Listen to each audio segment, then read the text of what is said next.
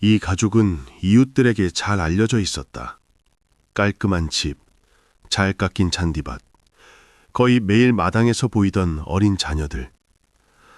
하지만 그들이 다니엘에 대해 질문받았을 때 누구도 마지막으로 그를 본 것이 언제인지 기억해내지 못했다. 어떤 이는 아마 1년 전쯤일 거라고 말했다. 다른 이는 몇 년 전인 것 같다고 했다. 그는 이 집에 살고 있었다.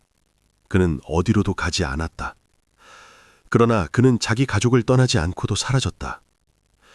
2001년 10월 14일 텍사스주 포트워스 외곽. 저녁에 긴급 구조 요청 전화가 걸려왔다. 한 여성은 침착하게 주소를 말하며 아들 다니엘이 며칠째 음식을 먹지 않고 거의 일어나지 못한다고 알렸다. 목소리는 차분했다. 표현은 정확했다. 그녀는 서두르거나 말을 더듬지 않았다. 사람이 불안감을 억누르려 할 때 나타나는 떨림이나 멈칫거림도 없었다. 마치 장보기 목록을 받아쓰게 하는 듯한 어조였다. 911 교환원은 상태를 확인하고 호흡을 확인해달라고 요청하며 도움이 도착할 때까지 전화선을 유지하라고 권했다.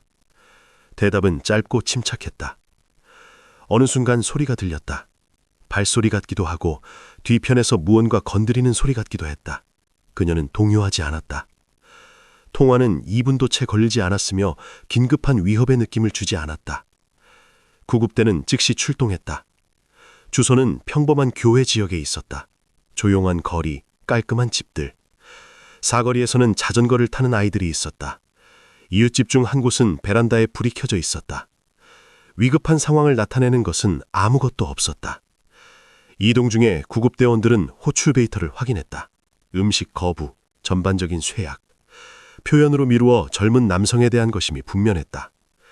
구급대에게는 일반적인 의료 출동처럼 보였다. 그들 중 한 명은 태블릿에 메모를 했다. 다른 한 명은 창밖을 내다보며 집 번호를 확인했다. 차량은 잘 관리된 외관의 집 앞에 멈췄다. 현관은 깨끗했다. 계단에는 고무 매트가 가장자리에 맞춰 깔끔하게 놓여 있었다. 초인종은 한 번 누르자 작동했다. 전화로 통화했던 여성이 문을 열었다. 그녀는 조심스럽게 행동했다. 서두르지 않았다. 손은 몸 옆으로 늘어뜨려져 있었다. 다니엘이 화장실에 있다고 말했다. 손짓으로 방향을 가리켰지만 자신은 그 자리에 서 있었다. 집안은 깨끗했다. 가구는 잘 관리되어 있었다. 복도 벽에는 가족 사진이 걸려 있었다. 부엌에서는 냉장고가 조용히 작동하고 있었다. 첫 검사에서 다니엘의 상태가 급작스러운 악화와 관련이 없다는 것이 분명해졌다. 그의 외모는 즉시 전문적인 우려를 불러일으켰다. 키, 체격, 전반적인 상태는 예상과 달랐다. 그의 모습은 스스로 많은 것을 말해주고 있었다. 분명히 그에게 소홀히 대했다는 것을. 피부는 창백하고 거의 회색빛이었다. 눈은 반쯤 뜨여 있었지만 시선은 아무것도 응시하지 않았다. 구급대원 중 한 명이 표준적인 조치를 시작했다. 맥박을 확인하고 동공을 검사했다. 다른 한 명은 옆으로 물러나서 지령실과 연락했다. 그는 목소리를 낮췄지만 말은 충분히 선명하게 들렸다. 그는 다니엘의 상태가 일시적인 음식 거부가 아니라 장기간의 쇠약을 나타낸다고 보고했다. 그러나 집안에는 비상 상황의 흔적이 없었다. 분위기는 차분했다. 부엌 식탁 위에는 인조꽃이 담긴 화병이 놓여 있었다. 바닥에는 얼룩 하나 없었다. 아무것도 버려지거나 방치된 것처럼 보이지 않았다. 이러한 대조는 추가적인 검사나 질문 없이 즉시 파악되었다. 구급대원은 다시 한번 복도를 둘러봤다. 냉장고에 붙어있는 그림들, 메모가 적힌 달력, 모든 것이 평범했다. 부모의 진술은 의료진이 본 것과 일치하지 않았다. 말과 상태 사이의 괴리가 너무 명확했다. 여성은 문간에 서 있었다. 팔짱을 끼고 있었다. 다니엘을 보지 않고 구급대원의 행동을 응시했다. 선임 구급대원은 본 것이 일반적인 호출의 의료적 이유로는 설명될 수 없으므로 경찰에 알리기로 결정했다. 이 순간부터 포트워스 교회의 구급차 출동은 평범한 일이 아니게 되었고 10월 14일 저녁 한참 전부터 이 집에서 무슨 일이 일어났는지 곧 밝혀낼 조사의 시작이 되었다. 의료진의 정보가 경찰에 전달된 후 표준적인 주변 조사가 시작되었다. 집이 의심스럽게 보였기 때문이 아니라 다니엘의 상태가 하루나 일주일의 의료적 이유로는 설명되지 않았기 때문이다. 얼마나 오랫동안 지속되었는지, 누가 이것을 눈치챘을 수 있는지 이해할 필요가 있었다. 밖에서 볼 때 집은 의문을 일으키지 않았다. 조용한 포트워스 교회, 깔끔한 외관, 잘 깎인 잔디밭. 잔디는 마치 며칠 전에 깎은 듯 가지런했다. 마당에는 장난감들이 놓여 있었다. 플라스틱 덤프트럭, 줄넘기, 살짝 바람 빠진 공. 근처에는 저녁에 이웃들이 모이던 작은 놀이터가 있었다. 그네는 바람에 살짝 흔들렸다. 겉보기에는 이 거리의 수십 채 다른 집들과 다르지 않은 평범한 가정집이었다. 도로에 순찰차가 나타나자 이웃들은 구경하러 나왔다. 어떤 이는 우편함 앞에서 멈춰섰다. 어떤 이는 화단을 확인하는 척했다. 그들에게는 예상치 못한 일이었다. 이 주소는 한 번도 문제와 연관된 적이 없었다. 이곳에는 경찰 출동, 시끄러운 다툼, 불만도 없었다. 첫 대화에서 이웃들은 가족을 거의 똑같이 묘사했다. 차분하고 예의 바르고 지나치게 사교적이지도 않았지만 그렇다고 멀리 떨어져 있지도 않았다. 그들과 인사를 나누고 가끔 몇 마디 말을 주고받았다. 행동은 거리의 전반적인 분위기에서 벗어나지 않았다. 한 이웃은 가끔 상점에서 어머니를 봤다고 언급했다. 다른 이웃은 크리스마스 장식을 기억해냈다. 특별한 것은 없었다. 어머니는 다른 가족 구성원들과 함께 규칙적으로 밖에 나왔다. 그들은 마당에서, 놀이터에서, 학교 가는 길에 목격되었다. 그들은 눈에 잘 띄었다. 이웃들은 그들을 알고 있었다. 한 여성은 막내딸이 추수감사절에 그녀에게 쿠키를 대접했던 것을 기억했다. 바로 그들의 존재가 집의 모든 것이 잘 돌아간다는 느낌을 형성했다. 이 단계에서 경찰은 아무런 불안한 징후도 포착하지 못했다. 그림은 완전해 보였다. 집은 교회의 평범한 삶을 살고 있었다. 아침에는 차들이 떠났다. 낮에는 거리가 텅 비었다. 저녁에는 누군가 퇴근하고 누군가 산책하러 나왔다. 개들이 짖었다. 문이 쾅 닫혔다. 모든 것이 어디에서나 같았다. 변곡점은 나중에 대화가 더 정확해지고 가족 전체가 아닌 특정 개인에 대한 것이 되었을 때 발생했다. 한 이웃은 다니엘을 아주 오랫동안 보지 못했다고 말했다. 한두 달이 아니라 그의 느낌으로는 몇 년이 지난 것 같았다. 그는 무언가를 기억해내려 노력하며 침묵했다. 고개를 저었다. 이 순간은 따로 기록되었다. 경찰관이 확인했다. 정확히 언제였는지 기억해달라고 요청했다. 이웃은 날짜를 말할 수는 없었지만 올해보다 훨씬 전이라고 확신하며 말했다. 그는 예전에 미처 눈치채지 못했던 것을 보려는 듯 집을 응시했다. 다른 이웃도 같은 내용을 확인했다. 그는 가족의 다른 구성원들은 잘 기억했지만 다니엘은 시간이 지나면서 거리에 나타나지 않게 되었다. 그를 마당에서 보지 못했다. 집에서 나가는 길에도 보지 못했다. 그는 단지 일반적인 시야에서 사라졌다.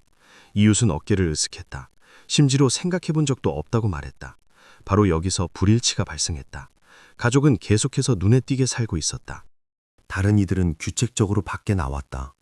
집은 폐쇄적이거나 버려진 것처럼 보이지 않았다. 하지만 이 가족 중 한 사람은 몇 년 동안 부재했고 아무도 그 부재를 정확히 설명할 수 없었다. 이전에는 이에 대해 간단한 설명들을 찾았다. 질병, 홈스쿨링, 친척집 거주. 이러한 주장들은 그들끼리 비교되고 의료진이 집안에서 본 것과 비교되기 전까지는 그럴듯하게 들렸다. 이제 그 주장들은 무너졌다. 이 순간부터 경찰에게는 구급차 호출 당일에 무슨 일이 일어났는지 뿐만 아니라 다니엘이 얼마나 오랫동안 주변의 시야 밖에 있었는지도 중요해졌다. 정상적인 외부 세계는 배경이 아니라 조사의 일부가 되었다. 바로 그것이 몇 년 동안 일어난 일이 눈에 띄지 않도록 허용했기 때문이다. 응급실에서 의사들은 다니엘의 상태가 최근 며칠 사이에 발생한 것이 아님을 즉시 확인했다. 첫 측정치만으로도 빠르게 형성되지 않고 단기적인 음식 거부로 설명할 수 없는 이상 징후를 보였다. 그는 집중 관찰 구역으로 옮겨졌다. 이동식 침대가 복도를 굴러갔다. 바퀴가 코너에서 살짝 삐걱거렸다. 간호사는 수액을 잡고 있었다. 표준 절차를 진행했다. 키, 체중, 활력 징후를 측정했다. 검체를 채취했다. 이 모든 것은 아무런 의견이나 추측 없이 의료 기록지에 기록되었다. 시험관들이 줄지어 늘어섰다. 마커가 라벨 위에서 긁히는 소리가 났다. 기록지에는 데이터가 기재되었다. 이어서 심각한 우려를 불러일으키는 숫자들도 기록되었다. 수치들은 예상과 일치하지 않았다. 그의 상태는 스스로 모든 것을 말해주고 있었다. 간호사는 숫자의 시선을 멈췄다. 다시 확인했다. 숫자는 변하지 않았다. 초기 검진 후 의사들은 진단을 내렸다. 영양실조, 심각한 탈수, 내장기관 위축 징후. 몸 전체가 체계적으로 쇠약해져 있었다. 이는 최근에 시작된 한 번의 고장이나 질병의 결과처럼 보이지 않았다. 각 항목은 별도의 줄에 기록되었다. 기록지 페이지는 절반까지 채워졌다. 그에게 소홀히 대했다는 흔적들도 별도로 기록되었다. 이 흔적들은 신선하지 않았다. 일부는 이미 아물어 있었다. 의료 기록지는 상처가 발생했을 때 치료가 이루어지지 않았음을 나타냈다. 이러한 손상의 특성은 하나의 우발적인 사건으로는 설명되지 않았다. 의사는 여백에 메모를 했다. 2번 밑줄을 그었다. 결론을 내리기 전에 의사들은 가능한 대안들을 확인했다. 선천성 질환, 대사 장애, 희귀 증후군 등을 검토했다. 검사 결과는 하나씩 돌아왔다. 이러한 주장 중 어느 것도 확인되지 않았다. 임상 양상은 어떤 검사에서도 변함이 없었다. 이 시점에 부서의 선임의사가 검사에 합류했다. 그는 첫 측정부터 검사 결과 및 상태 설명까지 기록지 전체를 검토했다. 페이지를 천천히 넘겼다. 한 섹션으로 돌아가 다시 읽었다. 그의 결론은 절제되고 감정적인 평가 없이 궁식화되었다. 이러한 상태는 스스로 형성될 수 없으며 유전적 원인과도 관련이 없다. 이는 장기간의 체계적인 영양 제한으로 인해 발생한다. 이 결론은 공식적으로 기록되었다. 문구는 동기에 대한 추측이 아닌 의학적 사실을 반영하도록 선택되었다. 이전까지는 심각한 상태에 대한 이야기였다. 이제 문서에는 외부적인 행동이 발생 원인으로 명시되었다. 선임의사는 경찰에 연락했다. 그는 심각한 쇠약, 가혹한 대우의 흔적, 그리고 이러한 수치를 설명할 수 있는 의학적 설명의 부재를 보고했다. 목소리는 차분했다. 불필요한 말은 없었다. 감정적인 전화나 비난이 아니었다. 이는 공식적인 의료 신호였다. 동시에 부모는 자신들의 주장을 계속했다. 그들은 희귀질환과 다니엘이 스스로 음식을 거부했다는 주장을 내세웠다. 어머니는 같은 말을 계속 반복했다. 새아버지는 그녀의 말에 맞추어 고개를 끄덕였다. 이러한 설명은 의료 기록에서 확인되지 않고 말로만 남았다. 의사들은 논쟁에 참여하지 않았다. 그들은 데이터를 계속 기록했다. 모든 측정, 모든 진단, 모든 불일치가 문서에 남았다. 펜이 종이 위를 미끄러졌다. 숫자들은 열을 지어 정렬되었다. 바로 이 기록들이 나중에 모든 추가 결론의 기초가 될 것이다. 이 단계가 끝날 무렵 갑작스러운 악화나 일시적인 문제가 아니라는 것이 분명해졌다. 의료 데이터는 오랫동안 진행되었고 성인의 지속적인 결정이 필요한 과정을 나타냈다. 이 순간부터 경찰에게 중요한 것은 질병을 찾는 것이 아니라 다니엘이 병원에 입원하기 전까지 어떻게 살았고 이 몇 년 동안 누가 그의 생활 조건을 통제했는지를 재구성하는 것이 되었다. 의료 소견은 경찰에게 가족의 설명을 확인할 근거를 제공한다. 이전까지는 그것이 하나의 주장으로 받아들여졌다. 이제 그것들을 기록하고 이미 문서에 반영된 내용과 대조해야 한다. 대화는 차분하게 진행되었다. 압박도 비난도 없었다. 형사는 단지 다니엘에게 지난 몇 년간 무슨 일이 있었는지 그리고 가족이 그의 상태를 어떻게 설명하는지 이야기해달라고 요청했다. 사무실은 작았다. 책상 위에는 서류가 담긴 폴더가 놓여 있었다. 녹음기가 켜져 있었다. 어머니가 먼저 말을 시작했다. 그녀는 자신감 있고 논리적으로 말했다. 그녀에 따르면 다니엘은 대사와 관련된 희귀 질환을 앓고 있었다. 그녀는 그가 오랫동안 음식을 거부했으며 먹이려는 시도에도 거의 반응하지 않았다고 주장했다. 상태에 없던 변화도 그녀는 질병의 특성으로 설명했다. 손은 무릎 위에 가지런히 놓여 있었다. 자세는 변함이 없었다. 새아버지는 그녀의 말을 확인했다. 그의 이야기는 어머니의 말을 거의 그대로 반복했다. 같은 표현, 같은 설명.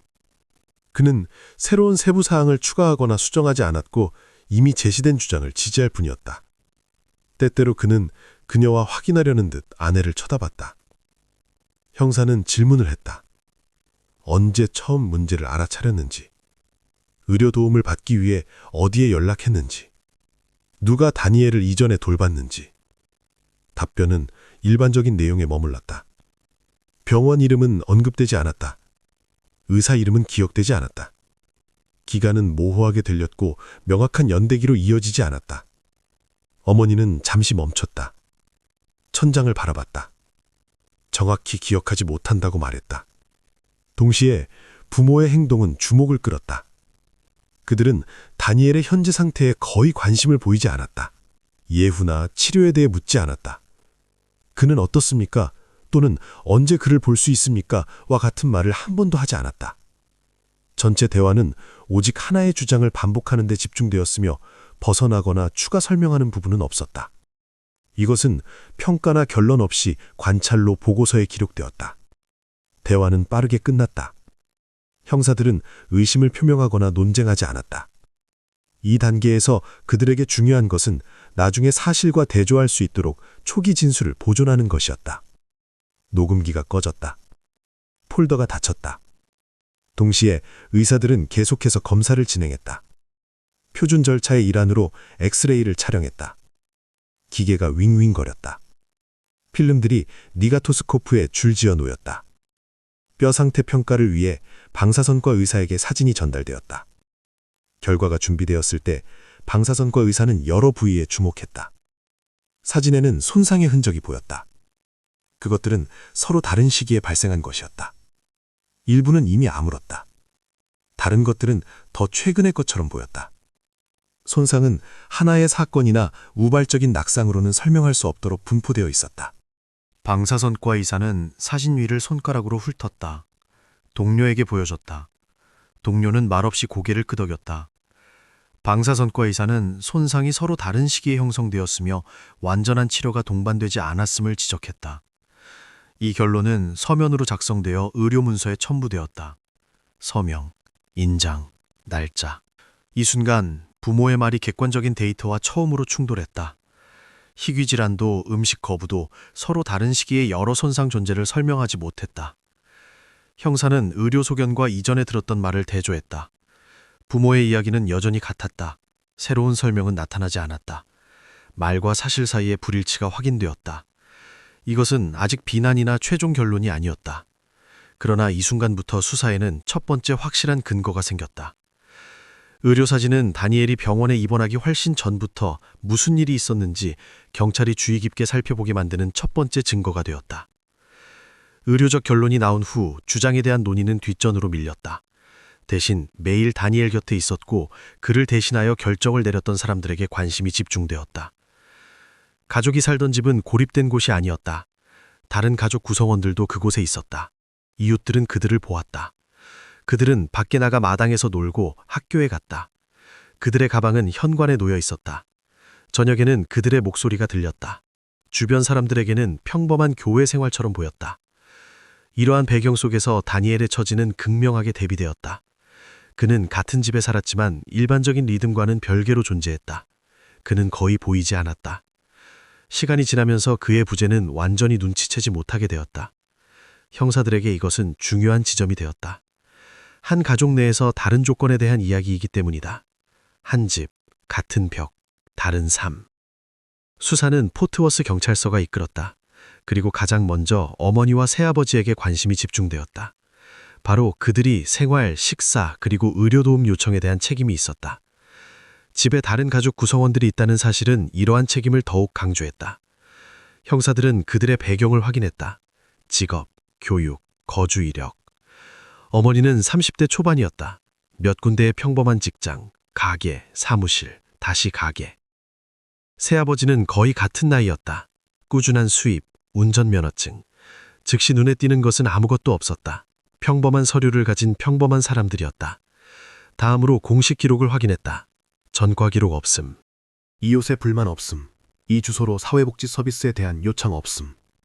2001년 10월까지 시스템은 어떠한 경고 신호도 포착하지 않았다. 데이터베이스는 비어 있었다. 기록은 깨끗했다. 형사들이 서류를 오래 연구할수록 괴리가 더 강하게 느껴졌다. 서류상으로는 모든 것이 평온해 보였다. 병원에서는 갑자기 나타날 수 없고 부모의 설명과도 맞지 않는 상태가 기록되었다. 이 두 세계는 교차하지 않았다. 그들의 말로 다시 돌아갔다. 주장은 여전히 같았다.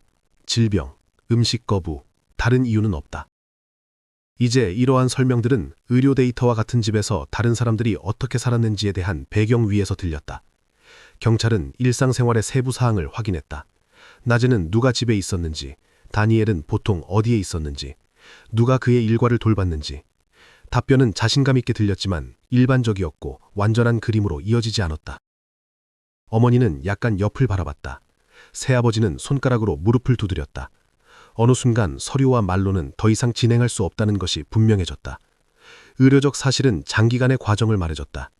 공식 데이터베이스는 그것이 어떻게 몇 년 동안 계속될 수 있었는지 설명하지 못했다.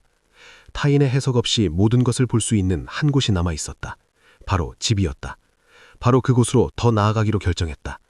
형사들은 의료적 결론, 엑스레이 사진, 그리고 부모의 설명의 불일치를 바탕으로 수색영장을 준비했다. 이것은 급작스러운 조치나 감정이 아니라 이미 기록된 것의 논리적인 연속이었다. 이 시점에서 수사는 병원의 범위를 넘어섰다. 겉으로는 평범해 보였지만 다니엘이 다른 사람들과 함께 어떻게 살았고 왜 그의 조건이 그렇게 달랐는지에 대한 답을 숨기고 있을 집 내부 검사가 남아 있었다. 수색영장 문서가 준비되는 동안 경찰은 또 다른 조치를 취했다. 형사들은 이 가족의 다른 구성원들, 즉 이 집에서 살면서 매일 일어나는 일을 보았던 사람들과 대화했다. 대화는 사회복지사 입회하에 진행되었다. 방은 밝았다. 탁자 위에는 물 한 잔과 색연필이 놓여 있었다. 압박감 없이, 거친 표현 없이, 추정이나 짐작 없이 닫힌 문 뒤에 평범한 삶이 어떠했는지 이해하는 것이 중요했다. 첫눈에 모든 것이 평온해 보였다. 집에 사는 사람들은 잘 가꾸어져 있었고 활동적이었으며 질문에 자유롭게 답했다. 옷은 깨끗했다. 머리 모양은 단정했다. 특히 의료진이 병원에서 기록한 다니엘의 상태를 기록하고 있다면 이러한 대조는 즉시 눈에 띄었다. 일반적인 질문에 대한 답변은 비슷하게 들렸다. 그들의 말에 따르면 다니엘은 자주 아팠고 거의 항상 따로 지냈다. 이 말은 모두가 오랫동안 익숙해진 습관적인 설명인 것처럼 여러 번 반복되었다. 마치 외워둔 대사처럼. 대화가 세부 사항으로 넘어가자 답변은 더 조심스러워졌다. 멈칫거리 나타났다. 시선은 옆으로 향했다. 말들은 끊겼다. 마치 더 말하기가 불편하거나 두려운 것처럼. 손가락이 티셔츠 끝을 만지작거렸다. 발은 탁자 아래에서 흔들렸다. 사회복지사는 부드럽게 대화를 일상적인 순간으로 돌렸다. 낮에 다니엘은 어디에 있었는지, 그가 시끄럽게 했을 때 무슨 일이 일어났는지, 누가 그를 가장 자주 찾아갔는지. 목소리는 차분했고 거의 지루한 듯했다. 마치 날씨를 묻는 것처럼. 바로 이때 가족의 막내족 한 면이 대화 전체를 바꾸는 말을 했다. 침착하게, 감정 없이. 그녀는 다니엘이 옷장에서 시끄럽게 할 때 엄마가 화를 냈다고 말했다. 이 말은 설명 없이 나왔다. 그녀에게는 고백도 불평도 아니었다. 단지 집안의 다른 어떤 세부 사항처럼 일상적으로 이야기된 기억이었다. 그녀는 연필을 잡고 그림을 그리기 시작했다. 사회복지사는 움직이지 않았다. 형사들은 그 말을 글자 그대로 기록했다. 추가 설명이나 코멘트 없이. 펜은 잠시 종이 위에서 멈춰섰다. 이전까지는 질병과 고립에 대한 이야기였다. 이제 구체적인 장소가 나타났다. 주상적인 방이나 별개의 공간이 아니라 옷장이었다. 이 세부 사항은 즉시 추가 조치의 방향을 제시했다. 그것은 해석을 요구하지 않았고 감정적인 평가도 필요 없었다. 그것은 이미 의료 문서에 반영된 내용을 어디에서 정확히 찾아야 하는지를 가리켰다. 이 시점에서 경찰은 다양한 출처에서 완전한 그림을 그려냈다. 의료적 결론, 엑스레이 사진, 그리고 가족 내부에서 들려온 말들. 이 모든 것이 한 지점으로 수렴되었다. 집검사는 형식적인 절차를 넘어 특정 장소를 확인하는 필수적인 단계가 되었다. 가족 신문에서 들려온 말들 이후 의료진과 경찰에게 한 가지 중요한 점이 생겼다. 수색영장 집행 전에 부모의 어떤 영향도 배제하고 다니엘이 조용히 관찰 아래에 있도록 해야 했다. 다음 날 2001년 10월 병원에서 공식적인 결정이 내려졌다. 이는 포트워스 경찰의 참여하에 테런트 카운티 아동보호서비스국을 통해 공식화되었다. 부모의 다니엘과의 접촉은 조사 기간 동안 일시적으로 제한되었다. 문서는 오후 3시에 서명되었다. 문서는 병원 직원과 경찰관 앞에서 낭독되었다. 이는 권리 박탈이 아니라 일시적인 조치에 관한 것이었다. 근거는 간단하고 명확했다. 의료적 결론, 엑스레이 사진, 그리고 가족 내부에서 얻은 증언. 낭독하는 사람의 목소리는 차분하고 단조로웠다. 법률 용어는 억양을 전제하지 않았다. 어머니와 새아버지의 반응은 예상외로 격렬했다. 거의 즉시 대화는 갈등으로 변했다. 목소리가 높아졌다. 어머니는 한 발짝 앞으로 나섰다. 주먹을 꽉 쥐었다. 의료진에게는 비전문적이라는 비난이 쏟아졌다. 그들의 행동은 불법이라고 지칭되었다. 새아버지는 아무도 그들의 가족에게 간섭할 권리가 없다고 몇 번이고 반복했다. 그는 일어섰다가 다시 앉았다가 다시 일어섰다. 어머니는 불만 제기와 소송에 대해 말했다. 병원이 그들의 결정에 대해 후회하게 될 것이라고. 대화는 빠르게 요구와 위협의 평면으로 흘러갔다. 그녀의 목소리는 더욱 높아졌다. 말들이 뒤섞였다. 동시에 형사들의 주의를 끈 한 가지 세부 사항이 있었다. 논쟁 내내 부모는 다니엘의 상태에 대해 거의 이야기하지 않았다. 치료에 대해 묻지 않았다. 예후에 관심을 보이지 않았다. 그가 어떻게 느끼는지에 대한 질문은 하나도 없었다. 대화의 중심에는 오직 한 가지, 즉 금지령의 취소와 통제권의 회복만이 남아 있었다. 직원들은 상황을 차분하게 유지하려고 노력했다. 의사들은 이 조치가 일시적이며 상태 안정화의 필요성과 관련이 있다고 설명했다. 경찰관들은 결정이 이행되어야 한다고 상기시켰다. 경비원이 문으로 더 가까이 다가섰다. 이것은 부모의 행동을 바꾸지 못했다. 형사는 아무런 코멘트 없이 일어나는 일을 기록했다. 그를 흥미롭게 한 것은 갈등 자체가 아니라 강조점의 배치였다. 스트레스 상황에서 부모는 자신들의 권리에 대해 반복해서 말했지만 다니엘의 안녕에 대해서는 말하지 않았다. 그는 수첩에 메모를 하고 밑줄을 그었다. 이러한 관찰은 증거로 간주되지 않았다. 그러나 의료적 사실과 이전 증언과 결합될 때 그것들은 전체적인 그림에 또 다른 한 줄을 더했다. 하루가 끝날 무렵 병원의 긴장은 가라앉았다. 제한은 유효했다. 부모의 접근은 중단되었다. 필요한 모든 형식 절차는 완료되었다. 복도는 텅 휘었다. 사무실에 불이 꺼졌다. 이제 가족의 영향이 배제되고 핵심 사항이 기록되었으므로 경찰은 다음 단계로 나아갈 수 있었다. 다음 단계는 가족 구성원들의 말에 따르면 집안에 있던 바로 그 장소로 이어졌고 닫힌 문 뒤에서 무슨 일이 일어났는지 확인해야 했다. 영장을 받은 후 경찰은 집을 수색하기 시작했다. 2001년 10월 17일 아침 포티워스 경찰서 형사들이 테런트 카운티 교회의 주소로 도착했다. 카메라는 켜져 있었다. 모든 행동은 진입 순간부터 기록되었다. 카메라 본체의 빨간 불빛이 깜빡거렸다. 겉으로는 집이 잘 관리되어 보였다. 마당은 정돈되어 있었다. 입구에는 플라스틱 삽, 양동이, 공과 같은 장난감들이 놓여 있었다. 이 장소를 거리의 다른 집들 중에서 특별히 눈에 띄게 하는 것은 아무것도 없었다. 커튼은 닫혀 있었다. 아침 햇살이 창문에 부딪혔다. 안쪽 분위기도 마찬가지였다. 깨끗하고 깔끔했다. 가구는 정리되어 있었다. 부엌은 정돈되어 있었고 식기 건조대에는 접시들이, 거리에는 수건이 걸려 있었다. 다른 가족 구성원들의 거실에는 침대가 정리되어 있었고 선반에는 책과 옷이 놓여 있었다. 봉주의 고민형이 창턱에 앉아 있었다. 이 방들은 평범한 집에서 예상되는 모습이었다. 형사들은 집을 순서대로 검사했다. 욕실, 부엌, 복도를 확인했다. 옷장을 열었다. 침대 밑을 들여다봤다. 수색은 차분하게 서두르지 않고 진행되었다. 이 단계에서는 별도로 고립된 공간을 나타내는 아무것도 발견되지 않았다. 복도 안쪽 끝에서 팬트리, 식료품 저장실 문이 시선을 끌었다. 이것은 거주용이 아닌 작은 공간이었다. 문을 검사하던 중 형사들은 즉시 눈에 띄는 한 가지 세부 사항을 발견했다. 모두가 숨을 죽였다. 문 바깥쪽에 걸쇠가 설치되어 있었다. 그 자리에서 고정장치를 확인했다. 금속은 차가웠다. 문틀에 긁힌 자국은 빈번한 사용을 나타냈다. 걸쇠는 단단히 고정되어 있었고 안에서 문을 여는 것이 불가능하도록 위치해 있었다. 이 순간은 비디오 영상에 기록되었다. 카메라가 가까이 다가갔다. 그 후 문을 열기로 결정했다. 그 뒤에는 비좁은 공간이 있었다. 약 1m 너비에 1.5m 길이. 창문은 없었다. 조명도 없었다. 너무 어두워서 눈이 즉시 적응하지 못했다. 벽과 바닥은 오염의 흔적으로 덮여 있었다. 바닥에는 얇은 매트리스가 놓여 있었는데 움푹 들어가고 얼룩져 있었다. 옆에는 플라스틱 양동이가 있었다. 그 외에는 아무것도 없었다. 방에서는 강한 암모니아 냄새가 났다. 첫 순간부터 코를 찔렀다. 그것은 그 공간이 오랫동안 닫혀 있었던 것이 아니라 정기적으로 사용되었음을 나타냈다.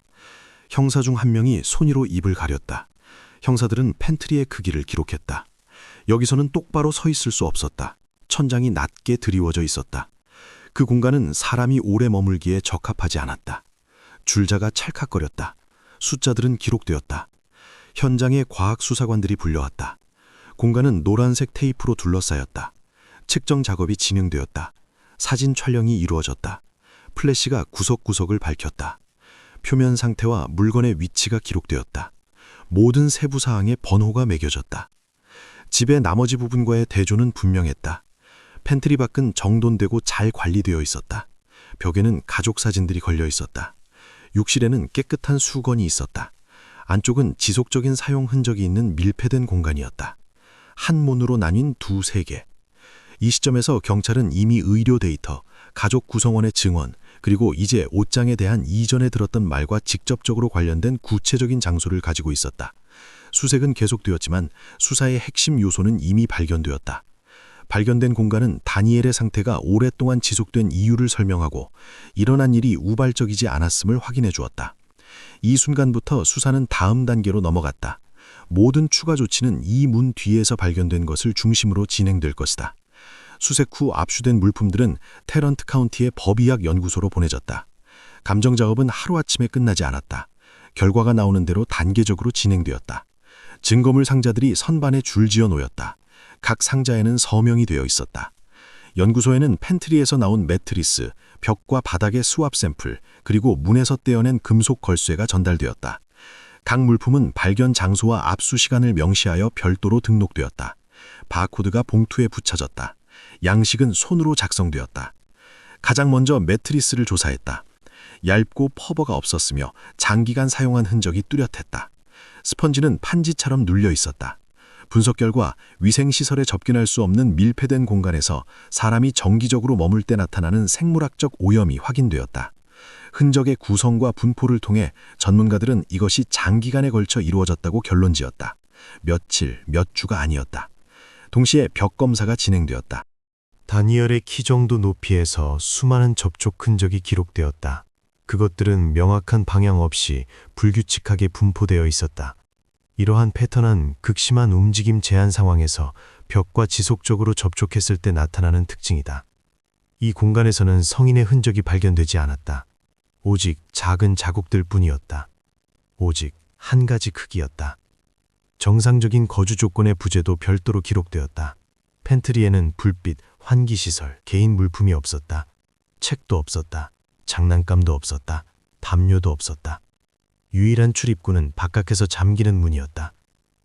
측정 결과 그곳에서 똑바로 서 있을 수 없다는 것이 확인되었다.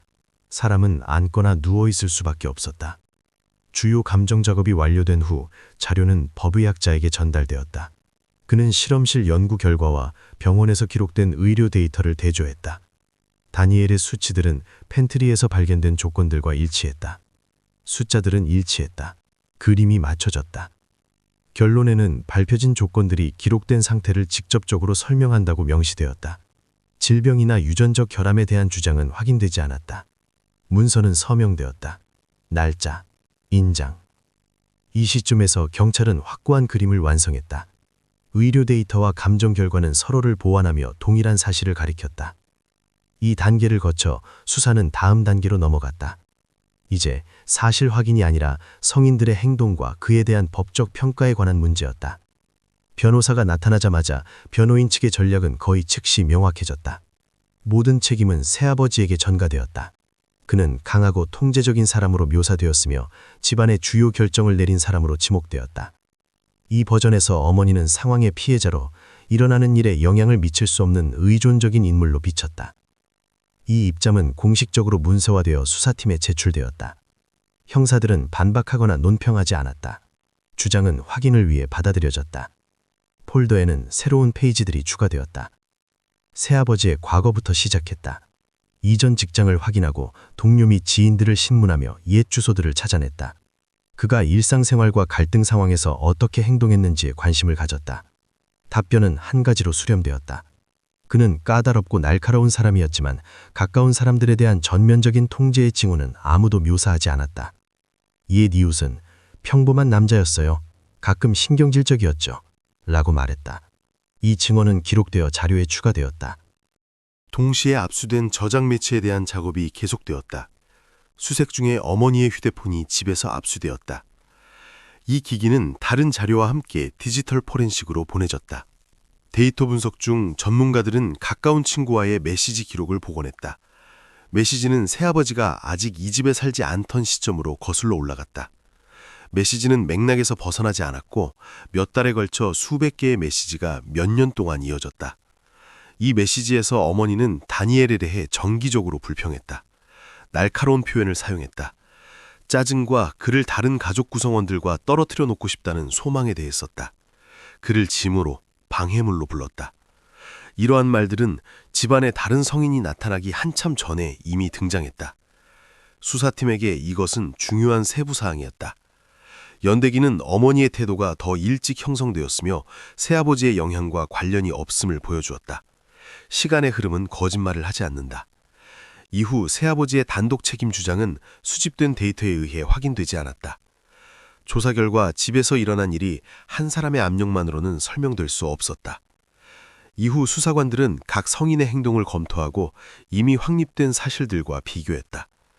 이 시점에서 수사관들은 다니엘이 어떤 환경에서 살았고 성인들이 어떤 결정을 내렸는지 이미 이해하고 있었다. 다음 단계는 오랫동안 사실의 범주 밖에 있었던 것과 관련이 있었다. 왜 이 가족에서 그만이 고립되었는가? 작업은 가족사 연구로 시작되었다. 카운티 가정법원의 기록보관소, 결혼 및 이혼 관련 문서들을 찾아냈다. 먼지 쌓인 폴더들, 색바랜 도장들. 자료에는 80년대 후반에 체결된 어머니의 첫 결혼이 마이클 카바노와의 결혼으로 기록되어 있었다. 이 결혼에서 다니엘이 태어났다. 이혼은 90년대 초, 그가 겨우 몇 살이었을 때 정리되었다. 전 배우자들 간의 관계는 갈등으로 끝났고 이후 접촉은 없었다. 이 데이터는 법원 문서와 가족사건 관련 자료로 확인되었다. 재산 분할 분쟁, 비난, 맞소송. 어머니는 훨씬 나중에 새로운 관계를 시작했다. 나머지 가족 구성원들은 90년대 후반에 두 번째 결혼에서 태어났다. 이러한 구분은 문서에 명확하게 나타나며 가족 지인들의 증언으로 확인된다. 한 명은 첫 결혼에서, 나머지는 두 번째 결혼에서. 집에 방문했던 사람들은 다니엘이 다른 가족들과 함께 있는 것을 거의 보지 못했다고 기억했다. 그는 거의 가족의 공동생활에 참여하지 않았고 낯선 사람 앞에서 대화 중에 거의 언급되지 않았다. 한 지인은 그들에게 큰아들이 있는 줄도 몰랐어요 라고 말하며 어깨를 으쓱했다. 수색 중 디지털 저장 매체 외에 어머니의 개인 소지품도 집에서 압수되었다. 그 중에는 침실에 보관되어 있던 여러 권의 공책과 수첩이 있었다. 서랍장 안에, 속옷 밑에. 이 자료들은 나중에 사건의 일환으로 검토되었다. 기록들은 서로 다른 시기에 손으로 작성된 산발적인 메모들이었다. 체계적이지 않았고 타인의 눈에 띄도록 준비된 것처럼 보이지 않았다. 필체는 고르지 않았다. 잉크 색깔은 달랐다. 이 기록들에서 다니엘에 대한 태도는 일관되게 드러났다. 어머니는 그를 전 남편을 지칭하며 마이클의 복제판이라고 불렀다. 다른 곳에서는 그를 상기시키는 것과 내 모든 문제의 원인으로 지칭했다. 이러한 표현들은 몇 년에 걸쳐 반복되었고 2001년 사건들 한참 전부터 나타났다. 기록들의 어조는 한결같고 차갑다. 이는 감정의 격발이 아니라 오랜 시간 유지되어 온 확고한 인식이다. 마치 보고서처럼, 마치 증오의 회계장부처럼. 수사에 있어 이는 중요한 설명이 된다. 한 가족 안에서 다니엘은 이방인이었다. 그는 개별적인 한 인간으로 인식된 것이 아니라 어머니가 결코 매듭짓지 못한 지난 결혼과 갈등의 끈으로 여겨졌다. 이제 앞으로의 이야기는 동기가 아니라 어른들이 어떤 결정을 내렸고 그것이 실제적으로 어떤 결과를 초래했는지에 대한 것임이 분명해진다. 수사관들은 그 집에 살았던 사람들을 신문하기 시작한다. 로렌과 그녀의 남편은 같은 날 소환된다. 그들은 다른 방으로 분리되어 만날 기회를 주지 않는다. 그들 사이의 복도는 30m이며 닫힌 문으로 막혀 있다. 모든 대화는 녹음되며 시간과 답변의 순서가 기록된다. 신문에는 로렌이 먼저 호출된다. 표준적인 설명 후 수사관은 거의 즉시 일반적인 질문에서 벗어난다. 수색 중에 찍힌 식료품 저장실 사진들이 차례로 테이블 위에 놓인다. 먼저 한 장, 그리고 다음 장. 사진들 사이에 잠시 멈춰 세부 사항을 살펴볼 시간을 준다. 방 안의 침묵은 명확하게 느껴진다. 그녀는 오랫동안 사진들을 응시한다. 몇 초간 침묵한다. 눈은 움직이지 않는다. 그러다 모든 것이 어떻게 배치되었는지 잘 기억나지 않는다고 말한다. 집안의 질서를 유지하는 것이 항상 어려웠다고 덧붙인다. 그녀의 말에 따르면 다니엘은 자주 방해하고 규칙을 따르지 않아 다른 사람들이 평화롭게 살 수 있도록 그를 치워야 했다고 한다. 수사관은 그녀가 정확히 무엇을 의미하는지 묻는다. 로렌은 즉시 답하지 않는다. 자신의 손을 본다. 그것은 일시적이었고 그가 나쁜 행동을 할 때만 그렇다고 말한다. 그것이 영구적인 조치는 아니었다고 강조한다. 목소리는 차분하고 거의 기계적이다. 그가 얼마나 오래 그곳에 있었는지에 대한 대화가 나오자 답변은 모호해진다. 그녀는 정확한 기간을 말할 수 없다고 한다. 짧은 시간이었다고 반복한다. 평범한 하루를 묘사해달라는 요청에도 새로운 세부 사항을 덧붙이지 않고 같은 표현으로 돌아간다. 이야기는 제자리 걸음을 한다. 얼마 후 대화는 다니엘이 어떻게 식사했는지로 넘어간다. 처음에는 로렌이 모두와 함께 식사했다고 자신 있게 말한다. 그러다 잠시 멈춘 후 식사량이 더 적었을 수 있다고 덧붙인다. 그가 음식을 흐트러뜨리고 지저분하게 만들었기 때문이라고 설명한다. 수사관이 누가 이 결정을 내렸는지 묻자 그녀는 회피적으로 답하며 다음 질문으로 넘어가자고 제안한다. 그녀의 손가락은 미세하게 떨린다. 몇 시간 후 다른 방에서 마크가 신문 받는다. 그에게도 같은 사진들을 같은 순서로 보여준다. 그는 거의 즉시 말을 시작한다. 질문을 기다리지 않는다. 그는 중요한 조치를 취하지 않았고 집안에서 일어나는 일에 개입하지 않으려 노력했다고 설명한다. 그의 말에 따르면 주도권은 아내에게 있었고 자신은 끊임없는 갈등을 피하기 위해 동의했다고 한다. 로렌과는 달리 그는 더 자세히 말한다. 다니엘이 밤에 나가지 못하도록 식료품 저장실을 빗장으로 잠갔다고 말한다. 바닥에 놓인 매트리스를 언급한다. 공동 식탁에 앉히고 긴장을 유발하지 않기 위해 그에게 음식을 따로 주었다고 말한다. 그는 이러한 세부 사항들을 눈에 띄는 멈춤 없이 침착하게 말한다. 마치 차고 수리를 묘사하는 것처럼. 수사관은 그의 말을 이전에 들었던 내용과 대조한다. 로렌이 드문 경우라고 말하는 곳에서 마크는 지속적인 질서를 묘사한다. 그는 거의 매일 그랬다고 주장한다. 이러한 불일치는 즉시 기록된다. 두 가지 버전, 하나의 사건. 그 후 마크에게는 수색시 압수된 개인 기록의 발췌문이 낭독된다. 표현은 가혹하다. 여기에는 전 남편의 복제판과 모든 문제의 원인이라는 내용이 담겨 있다. 수사관이 날짜를 확인한다. 이 기록들은 마크가 아직 이 집에 살지 않던 시기의 것이다. 그는 침묵하고 몇 초 동안 답하지 않는다. 테이블을 본다. 그러다 벽을 본다. 그리고 이 기록들을 이전에 본 적이 없다고 말한다. 그 후 마크는 더 이상 자신의 이전 버전을 고수하지 않고 로렌이 어떤 상황에서 결정을 내렸고 자신이 언제부터 개입을 멈추었는지 자세히 설명하기 시작한다. 대화는 길어진다. 수사관은 같은 에피소드를 여러 번 반복하며 매번 다른 방식으로 질문한다. 답변은 바뀌고 세부 사항은 달라지며 이전 표현들은 서로 일치하지 않는다. 모순은 증폭된다. 신문이 끝날 무렵 로렌과 마크의 이야기는 서로 맞지 않고 하나의 버전으로 합쳐질 수 없음이 분명해진다. 이러한 불일치는 우연으로 설명하기에는 너무나 정확하고 반복적이다.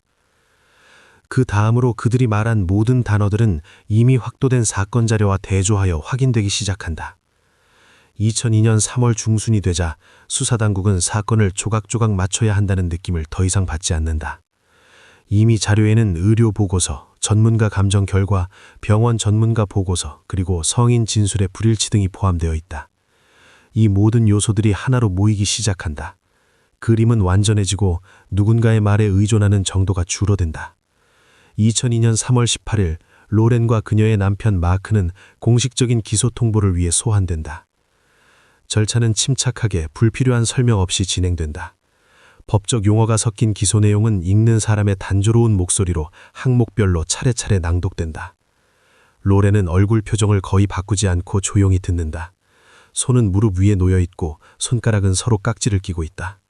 마크는 눈에 띄게 긴장하며 몇 차례 문구들을 확인하고 변호사와 상의할 시간을 요청한다. 다음 날인 3월 19일 마크는 변호사를 통해 협력할 준비가 되어 있음을 알린다. 공개적인 진술이나 즉시 책임을 전가하려는 시도 없이 말이다. 이는 책임 경감의 대가로 완전한 증언을 제공하겠다는 거래에 관한 것이었다. 수사당국은 이 신호를 받아들이고 조건을 기록한다. 서류는 그날 저녁 서명된다. 마크의 첫 번째 상세한 진술은 2002년 3월 21일에 이루어진다. 그의 이야기는 감정적이거나 변명하는 것처럼 보이지 않는다. 그는 연대순으로 침착하게 말한다. 날짜를 언급하고 집안에서 역할이 어떻게 분배되었는지, 누가 중요한 결정을 내렸는지 설명한다. 주도권이 로렌에게서 나왔음을 강조한다. 제약이 영구적이 된 시기를 지적하고 누가 그 준수를 감독했는지 설명한다. 그는 특히 집안의 일상생활에 대해 이야기한다. 다니엘이 낮 동안 어디에 있었는지, 언제 나가는 것이 허용되었는지, 언제 다른 방으로의 접근이 차단되었는지 설명한다. 행동에 따라 음식이 어떻게 보상이나 박탈의 수단으로 사용되었는지 상세히 묘사한다. 목소리는 차분하다. 멈춤은 짧다. 이러한 세부 사항들은 이전에 병원에서 기록되고 그림에 반영된 내용과 일치한다.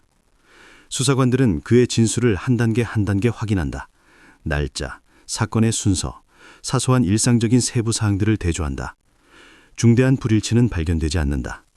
마크의 증언은 의료 데이터, 전문가 소견, 수색 결과와 모순되지 않는다. 등시의 자료들은 로렌에게 제시된다. 그녀는 유죄를 인정하기를 거부하고 자신의 버전을 계속 주장한다. 목소리는 자신감에 차 있고 시선은 정면을 향한다. 그러나 이 시점에서는 이 주장이 더 이상 완전하게 보이지 않는다. 일부 에피소드는 문서로 반박되고 다른 에피소드는 남편의 증언으로 반박된다. 전체적인 구조는 서로 연결되지 않는 파편들로 분해된다. 2002년 3월 말까지 수사당국은 사건의 재구성된 연대기, 역할 분담에 대한 이해, 그리고 몇 년 동안 집안에서 일어난 일을 누가 통제했는지에 대한 명확한 그림을 갖게 된다. 이 시점부터 수사는 집안 내 특정 사건들의 연대순 재구성으로 넘어간다. 재구성은 아침부터 시작된다. 성인들의 증언, 의료 데이터, 전문가 소견을 바탕으로 안정적인 그림이 그려진다. 집에서의 하루는 겉으로는 평화롭고 평범하게 시작되었다. 다른 가족 구성원들은 부엌에 모여 아침을 먹고 평범한 일상사와 그날의 계획을 이야기했다. 식기 소리, 커피 향, 목소리들. 그들에게는 긴장과 갈등 없는 평범한 아침이었다. 이 일상에 다니엘은 포함되지 않았다. 집안의 공동생활에서 그의 존재는 고려되지 않았고 논의되지도 않았다. 마치 그가 존재하지 않는 것처럼. 대부분의 시간 동안 그는 작은 가정용 창고에 있었다. 이 공간은 원래 식료품 저장실로 사용되었으며 사람이 머무는 곳으로 의도되지 않았다. 가로 1m, 세로 1.5m, 창문도 없고 빛도 없었다. 그곳으로의 접근은 성인들이 통제했다. 나갈 수 있는 기회는 시간과 상관없었고 정해진 일정도 없었다. 모든 것은 상황에 따라 결정되었다. 기분에 따라, 상황에 따라. 낮에는 그곳에서 혼자 지냈다. 어떤 소리라도 정해진 질서에 대한 위반으로 여겨졌다. 그런 순간에는 조건이 더욱 엄격해졌다. 이 결론은 증언뿐만 아니라 의료 데이터에도 근거한다. 의사들은 나중에 여러 시기에 걸쳐 발생한 오래된 부상 흔적을 기록했다. 그 상처의 특성은 묘사된 격리 기간과 일치하는 반복적이고 가혹한 대우를 시사한다. 저녁이 되면 상황은 부분적으로만 변했다. 음식을 얻을 수 있는 기회는 낮 동안 그가 얼마나 조용히 행동했는지에 직접적으로 달려 있었다. 접시가 나타날 수도 있었다. 나타나지 않을 수도 있었다. 이러한 순서는 규칙적으로 반복되었다. 어른들에게 이것은 긴급조치나 일시적인 해결책으로 보이지 않았다. 그것은 집안의 일상생활에 내재된 청소나 빨래와 같은 익숙한 통제 메커니즘이었다. 다른 가족 구성원들의 행동도 따로 분석된다. 증언에 따르면 그들은 개입하지 않고 질문하지 않도록 길들여졌음이 분명하다. 일어나는 일은 정해진 규범으로 인식되었다. 시간이 지나면서 이에 대한 관심은 완전히 사라졌다. 한 가족 구성원의 격리는 더 이상 설명이 필요한 것으로 인식되지 않았다. 항상 그랬고 지금도 그렇다. 결과적으로 수사당국은 개별적인 에피소드가 아니라 수년 동안 존재해온 안정적인 시스템을 보게 된다. 집안의 모든 것이 이 규칙에 따랐다. 그것들은 침묵, 습관, 그리고 일어나는 일이 허용 가능한 범위를 벗어나는 것으로 인식되지 않게 됨으로써 유지되었다. 이 재구성은 중요한 것을 기록한다. 제한, 격리, 가혹한 대우는 의식적이고 일관적으로 적용되었다. 바로 그러한 질서가 사건 자료에 의해 확인되었다. 이 단계에서 수사당국은 집에서 일어난 일에 대한 시간과 행동으로 구성된 완전한 그림을 가지고 있으며 이는 사건을 법원에 넘기고 다음 단계의 절차를 시작하기에 충분하다. 재판은 2003년 3월 12일 텍사스주 테런트 카운티 지방법원에서 시작된다. 재판은 비공개로 진행된다. 이는 이러한 유형의 사건에 대한 표준 조치이다. 법정에는 검찰과 변호인 측, 사회복지서비스 대표, 전문가, 증인들이 참석한다. 방청석은 거의 비어있다.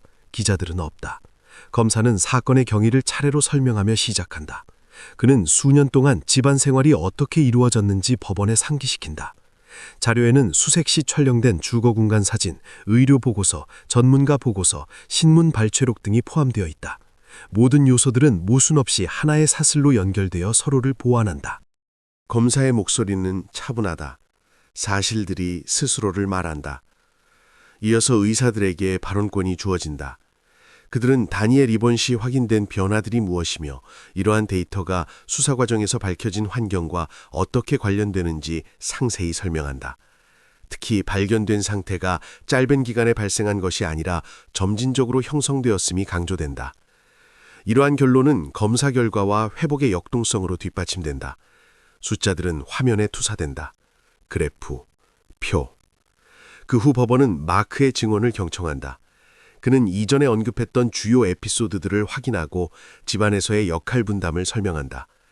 그의 말은 이미 사건 자료와 전문가들의 결론에 기록된 내용과 일치한다. 중대한 불일치는 발생하지 않는다. 그는 조용히 말한다. 바닥을 본다. 로렌의 변호인 측은 수사 단계에서부터 주장했던 정신질환 버전을 중심으로 변론을 펼친다. 이전에 수행된 정신과 감정 결과가 법원에 제출된다. 감정 결과에 따르면 전문가들은 로렌이 자신의 행동을 인지하고 통제할 수 있었다고 결론 내린다. 이 결론은 법정에서 낭독되고 사건 자료에 첨부된다. 변호인 측은 이의를 제기하지 않는다. 몇 주간의 심리 후 법원은 변론으로 넘어간다. 검찰은 사건의 체계적인 성격과 장기간 지속된 점을 지적하며 최대한의 책임을 주장한다. 변호인 측은 사실관계를 다투지 않고 용어 완화를 시도하는 데 그친다. 변론은 형식적으로 들린다. 그 안에 에너지는 없다. 선고는 몇 분 걸린다. 판사는 천천히 읽는다. 단어 하나하나를 또렷이. 로렌에게는 가석방 없는 종신형이 선고되고 텍사스주 마운틴뷰 유닛 여성교정시설로 이송된다. 이 시설은 특히 중대한 범죄로 유죄 판결을 받은 사람들을 위한 곳이다. 마크는 30년형을 선고받고 텔포드 유닛 교정시설로 보내진다. 이곳은 수사당국과의 합의에 따라 특히 중대한 사건으로 유죄 판결을 받은 사람들이 복역하는 곳이다. 로렌은 미동도 하지 않는다. 앞을 응시한다. 얼굴은 움직이지 않는다. 이로써 사건의 재판 절차는 마무리된다. 판결은 수사 과정에서 재구성된 모든 것에 대한 법적 평가를 확정하고 겉으로는 평온해 보이는 집의 외관 뒤에 오랫동안 숨겨져 있던 사건들의 종지부를 찍는다. 판결 후 이야기는 끝나지 않는다. 법원은 형사사건의 마침표를 찍지만 그 집에 살았던 사람들에게는 모든 것이 이제 시작일 뿐이다. 그 다음은 카메라나 대중의 시선 없이 회복의 과정이 이어진다. 다니엘은 전문 재활센터로 옮겨진다. 회복은 느리게 의사들의 지속적인 관찰 아래 진행된다. 영양 공급과 신체 활동은 점진적으로 도입된다. 처음에는 수프, 그 다음은 죽, 그리고 단단한 음식, 모든 변화는 매일 추적된다. 빠른 과정은 아니지만 회복의 역동성은 안정적인 것으로 평가된다. 그래프는 위로 상승한다. 숫자들은 변한다. 동시에 아동보호기관은 모든 가족 구성원을 이전 집에서 완전히 분리하기로 결정한다. 그들의 미래는 개별적으로 검토되며 가족 간의 접촉은 제한적으로만 전문가의 통제하에 유지된다. 다니엘을 위해서는 겪었던 일의 후유증과 장기적으로 함께할 준비가 된 입양가족을 찾는다.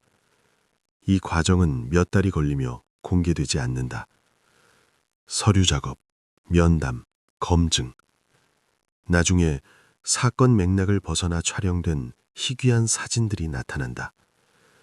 그중 하나는 그네를 타는 다니엘의 모습이다.